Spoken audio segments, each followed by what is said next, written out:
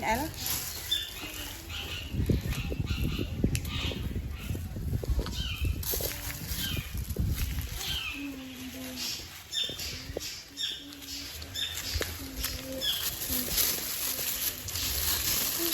Ini apa tuh? Beda tuh sama yang ini. Beda, itu tumpuk. Oh. Tapi sama-sama tempenya juga sih, cuma tumpuk. Aku yang ini aja tuh. Ini kayak gini, lumayan besar. Iya, gak apa-apa tuh. Hai semuanya, balik lagi sama aku Riza Septiani Subrata. Seperti yang kalian lihat, ini udah masuk minggu yang kedua, jadi waktunya kita untuk belanja. Dan belanjaan kali ini lumayan banyak, tapi ya gitu, sayur yang aku beli pasti itu aja. Apalagi Eliona tadi udah pesen, maunya sayur sop. Aku yang belanja, yang masak aja bosen. Gimana Eliona ya, makannya itu mulu. Tapi ya udah, kita turutin aja karena itu adalah makan kesukaan Eliona. Tadi juga dia bilang kalau lagi pengen makan sayur. Dan lanjut aku lagi pilih-pilih cari-cari, toh ujung-ujungnya juga itu aja. Sayur sawi putih, sawi hijau, terus apalagi ya tadi yang aku beli? Jagung, niatnya mau bikin dadar jagung. Ya seperti biasalah, menu rumahan. Tapi puji Tuhan Pak suami dan Eliona itu nggak pernah protes, nggak pernah request juga makanan yang aneh-aneh atau bahkan minta-minta gitu, nggak pernah sih. Mereka terlalu baik. Oke, kayaknya nggak cuma akan bahas tentang belanjaan, nggak cuma spill belanjaan juga, tapi aku akan bahas tentang apa sih bedanya hemat dan juga pelit. Nah, ini juga termasuk pembahasan penting dalam finansial keluarga. Banyak orang ngira selama uang nggak keluar itu berarti bagus, padahal ya belum tentu. Karena nggak semua pengeluaran itu buruk dan nggak semua penghematan itu sehat. Hemat itu soal mengatur uang dengan sadar. Orang hemat tahu kapan harus mengeluarkan uang, kapan dia harus menahan, dan kenapa uang itu dikeluarkan. Hemat itu punya tujuan. Misalnya kita hemat untuk nabung, terus untuk ngumpulin dana darurat, untuk melakukan tabungan pendidikan anak, atau masa depan keluarga kita sendiri. Apa sih pelit itu? Tadi udah bahas tentang hemat, sekarang tentang pelit ya. Kalau pelit itu fokusnya cuma satu, uang jangan sampai keluar. Apapun kondisinya, apapun masalahnya, jangan sampai keluar. Bahkan saat badan sudah capek, kebutuhan penting muncul, atau kualitas hidup menurun, orang pelit sering merasa hemat, padahal yang dikorbankan adalah kenyamanan dan kebutuhan. Contoh nyata di kehidupan sehari-hari ya. Contoh hemat nih, masak di rumah supaya bisa nabung, tapi sesekali makan di luar sebagai self reward. Contoh pelit, nolak beli makan meski lapar cuma karena sayang uang. Terus ada lagi contoh hemat, beli barang agak mahal tapi awet. Nah, yang aku bahas di video sebelumnya, kualitas lebih penting daripada kuantitas. Tapi kalau orang pelit, beli barang murah berkali-kali karena cepat rusak, beli ini rusak, beli itu rusak ya, karena dia nggak mementingkan kualitas, yang penting harganya murah bisa dipakai. Padahal jangka waktu itu juga perlu ya, itu untuk menghemat uang kita juga. Kalau sering-sering beli cuman karena dia murah, ya tetap aja rugi, namanya nggak hemat. Malah dibilang pelit kan ujung-ujungnya. Nah, hemat bikin hidup terasa lebih tenang dan gak terancam tentang hal yang buruk. Tapi pelit justru sering bikin kita itu kayak stres, merasa kurang terus, hubungan dengan pasangan atau keluarga jadi gak nyaman juga. Karena uang seharusnya jadi alat bantu hidup, bukan sumber tekanan. Mau tahu nggak ciri-ciri kamu itu hemat atau pelit? Coba jujur ke diri sendiri. Kamu nahan uang karena punya tujuan? Nah, itu termasuk hemat. Atau karena kamu cuma takut uang itu berkurang? Nah, itu namanya pelit. Kalau kamu masih bisa memenuhi kebutuhan dan tetap menikmati hidup, berarti kamu sedang berhemat. Jangan terlalu pelit dengan diri sendiri, nanti rugi juga loh. Karena hemat itu bukan menyiksa diri, hemat itu soal keseimbangan. Kalau uang diatur dengan bijak, hidup jadi bisa terasa cukup. Tapi kalau terlalu ditahan-tahan nih, hidup bisa terasa sempit. Jadi rezekinya nggak bisa mengalir dan juga berkat-berkatnya juga cuman lewat aja, nggak pernah mampir. Nah sekarang kenapa ya banyak orang bilang orang Tionghoa itu jago ngatur uang? Bukan karena pelit, tapi karena mereka punya prinsip hidup yang rapi soal keuangan. Dalam budaya Tionghoa, hemat bukan dilakukan karena takut miskin, tapi karena menghargai hasil kerja dan usaha. Uang dianggap sebagai hasil jeripaya. Jadi kalau udah tahu itu cari kerja dan cari uang itu susah, dia akan menghargai setiap pengeluarannya. Terus sebagai sumber keamanan untuk kehidupannya dan alat untuk menjaga keluarga supaya tetap stabil dan bahagia. Makanya setiap pengeluaran dipikirkan dengan matang. Salah satu prinsip kuat adalah memisahkan fungsi uang. Bukan semua uang boleh dihabiskan. Contohnya nih, ada uang untuk kebutuhan harian. Terus ada uang yang tidak boleh disentuh seperti tabungan atau dana darurat. Dan ada uang yang diputar lagi.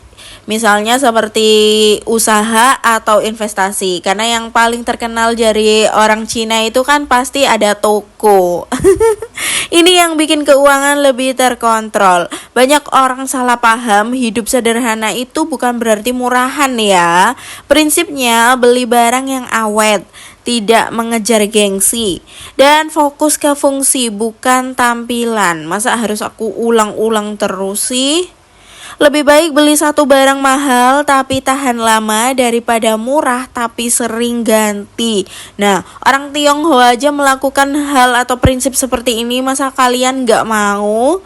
Masalahnya bukan soal gaji besar atau kecil, yang bikin beda adalah disiplin. Dalam prinsip ini, penghasilan naik, gaya hidup ya jangan ikut naik. Dan ada uang lebih, jangan langsung dipakai untuk keperluan lain. Lebih baik disimpan, bukan dihabiskan. Dan yang terakhir, tidak tergoda dengan tren sesaat. Jadi jangan terlalu FOMO. Kalau nggak mau terlalu FOMO ya jangan sering-sering lihat sosial media. Inilah kunci kekayaan jangka panjang. Dan salah satu kebiasaan yang sering kita lihat adalah tidak suka menyia-nyiakan. Seperti menyia-nyiakan makanan, ya diambil secukupnya, dimasak ulang jika masih layak. Pernah lihat gak sih kalau di film Cina dia itu makannya cuma sedikit-sedikit gitu? Ya karena dia gak mau buang-buang makanan. Nah barang dirawat supaya tetap awet, dipakai sampai semaksimal mungkin. Kalau udah benar-benar rusak, tidak layak, barulah itu bisa dibuang. Karena setiap barang punya nilai usaha. Menurut orang Cina, dia pasti beranggapan seperti itu. Prinsip ini mengajarkan tahan senang sekarang demi aman di masa depan. Dan juga tidak boleh impulsif, belanja sembarangan cuman karena kepengen, cuman karena FOMO.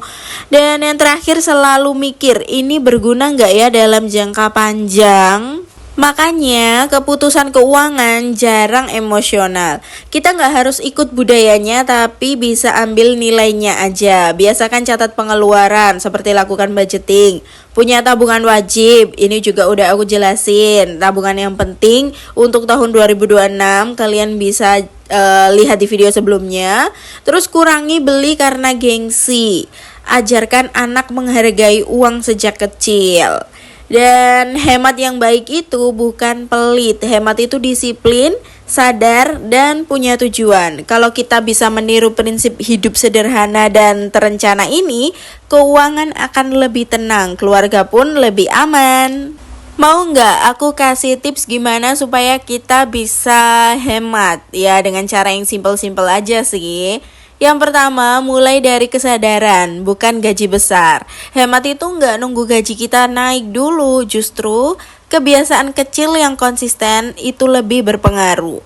Berapapun penghasilan kamu, kalau tahu kemana uangnya pergi, itu sudah satu langkah lebih hemat. Dan lanjut, yang kedua, biasakan mencatat pengeluaran. Kelihatannya sepele ya, tapi ini dasar banget. Gak harus pakai aplikasi, bisa ditulis di buku seperti yang aku lakukan. Bisa di notes HP juga. Dengan mencatat, kita jadi tahu uang habis di mana dan bisa mulai mengurangi yang gak penting. Lanjut lagi, yang ketiga, bedakan kebutuhan dan keinginan. Sebelum beli sesuatu, coba tanya, ini butuh sekarang atau enggak? Atau cuman kepengen aja? Kalau masih bisa ditunda, berarti itu cuman keinginan, bukan kebutuhan. Lanjut lagi ya. Ini banyak banget. Yang keempat, bawa bekal dan air minum sendiri. Ini tips paling klasik tapi paling terasa hasilnya. Bawa bekal itu bisa bikin kita lebih hemat dan juga lebih sehat. Kalau seminggu bisa hemat 10-20 ribu per hari, sebulan sudah lumayan besar kan? Nah, uangnya bisa ditabung deh. Terus lanjut lagi, belanja sesuai daftar. Masuk toko tanpa daftar itu rawan kalap. Bikin daftar sebelum belanjaan itu penting banget. Biar kita bisa fokus ke yang kita butuhkan dan menghindari belanja impulsif. Uang kita bisa lebih terkontrol. Masih lanjut lagi, ini yang keenam, manfaatkan promo dengan bijak. Promo itu alat bantu, bukan alasan belanja. Ingat ya, promo bukan berarti harus beli. Beli hanya kalau memang itu perlu aja. Jangan tergoda karena kata-kata diskon. Lanjut yang ketujuh, kurangi gengsi, perbanyak fungsi. Hidup hemat itu sering berbenturan dengan gengsi. Padahal barang sederhana tapi berfungsi itu udah cukup banget. Gak semua hal harus terlihat mahal dan yang penting aman dan bisa bermanfaat untuk kita. Yang kedelapan, sisihkan uang di awal, bukan sisa. Begitu dapat uang, sisihkan dulu untuk tabungan, baru pakai sisanya. Walaupun sedikit, yang penting rutin dan konsisten. Hemat itu bukan soal menahan semua keinginan, tapi soal mengatur supaya hidup tetap nyaman hari ini dan di masa depan. Karena kita sebagai ibu rumah tangga melakukan hemat itu bukan untuk diri sendiri, tapi untuk keluarga dan juga anak. Kalau sudah berkeluarga, hidup hemat bukan cuma soal diri sendiri, tapi tentang pendidikan anak, kesehatan keluarga, contoh baik yang bisa kita wariskan ke keturunan kita. Masa depan tidak dibangun sekaligus. Masa depan aman itu bukan hasil instan, tapi kumpulan keputusan kecil yang konsisten. Yang perlu diingat, keuangan keluarga bukan tugas satu orang, tapi diskusi terbuka dengan pasangan bisa bikin lebih saling mengerti, tujuan keuangan kita bisa sejalan, tidak ada salah paham soal uang juga. Dan anak belajar dari apa yang mereka lihat. Kalau orang tua bijak mengatur uang, anak pun akan belajar menghargai uang sejak dini. Hemat hari ini mungkin terasa berat ya, tapi manfaatnya itu besar banget. Punya tabungan, siap dana darurat, tidak panik saat ada kebutuhan mendadak. Dan hemat untuk keluarga bukan soal menahan kebahagiaan, tapi memastikan keluarga tetap terlindungi. Karena keluarga yang aman secara finansial, hidupnya lebih tenang dan harmonis. Terima kasih banyak udah nonton dan nemenin aku sampai di akhir video. Tetap support aku dengan cara like, comment, dan subscribe. Bye-bye.